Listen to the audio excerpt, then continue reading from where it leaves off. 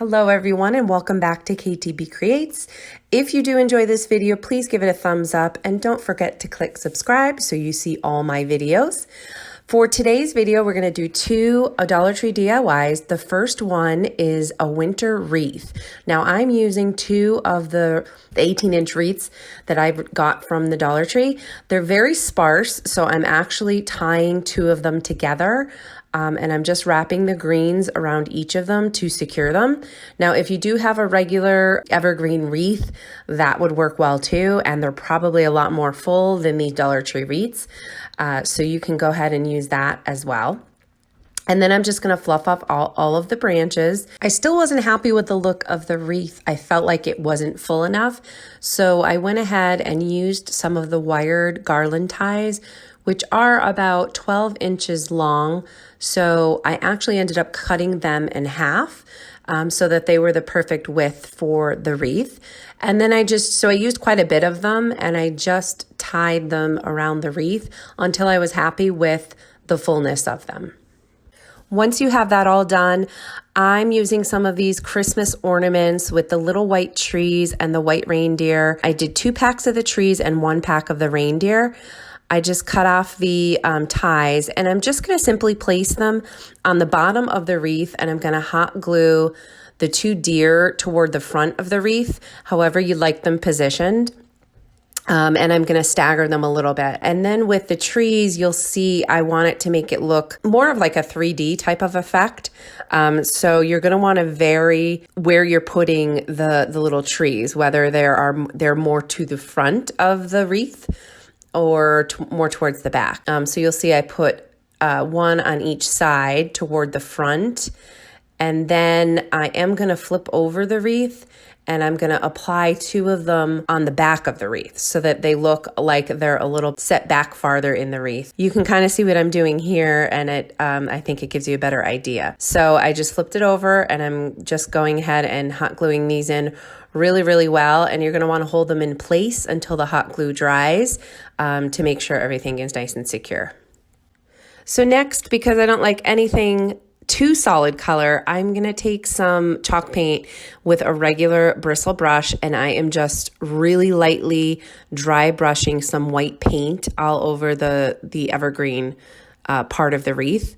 You can leave it as is if that's what you like and that's what goes with your decor, but I just wanted to soften it up a little bit. I felt like the green was a little bit too harsh for the look I was going for. And then once I was satisfied with that, I'm taking some jute twine and this little thin ivory ribbon that I had hanging around.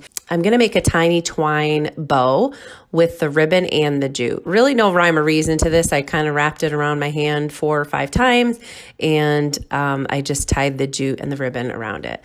And I'm just going to secure it to the top of the wreath with some hot glue. Now for the second DIY, I'm going to take these wooden snowflakes that I got from the Dollar Tree.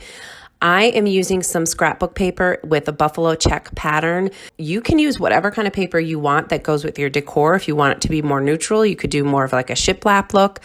But I'm taking some Mod Podge and I am applying a Mod Podge to the wooden snowflake.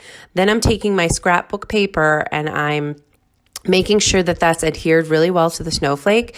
And then you want to just outline the edge of the snowflake with your fingers so that you can see what the edge is and make sure that the edges are secured really well with the Mod Podge. Make sure you get in the little corners on the inside of the snowflakes too. You could see me like pressing in on those little indentations. So this part is fun and it's much easier than cutting out the shape of the snowflake and adhering the scrapbook paper that way. So all you're going to do once the Mod Podge is dry is you're going to take a piece of sandpaper and you're going to sand the paper off of the edges essentially.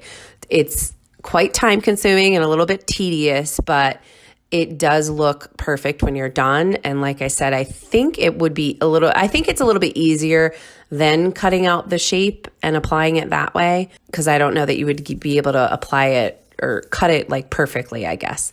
But that's just my opinion. You guys can do what you feel fit. And then this is what it looks like when it's done. So it looks really cool and very neatly done. I didn't like it, again, so harshly finished like that. So I'm taking some of my Waverly chalk paint in white, and I'm just kind of dry brushing around the edges of the snowflake just to give it more of a weathered look. And then I did go in through the center of it with like hardly anything on my brush, and I just dry brushed some more white just to make it look a little bit more aged. So here's the finished results. I absolutely love this wreath. I have it hanging in my dining room. You can actually use this outside as well. I think it would hold up well to the elements and the weather, but it looks so darling. And like I said, it has a little bit of a 3D effect to it as well. So I love the way that this came. And then the second DIY is the little wooden snowflakes. I have a few of them. I decided to put them up in my kitchen above my kitchen cabinets just to add some fun color up there. And I think they came out perfectly. I hope you enjoyed these DIYs as much as I did. Please don't forget to go ahead and click this, the like button and help out my channel. Don't forget to click subscribe and tap on that bell so you're notified every time I upload a new video. As always, thank you for watching, and I'll see you all very soon.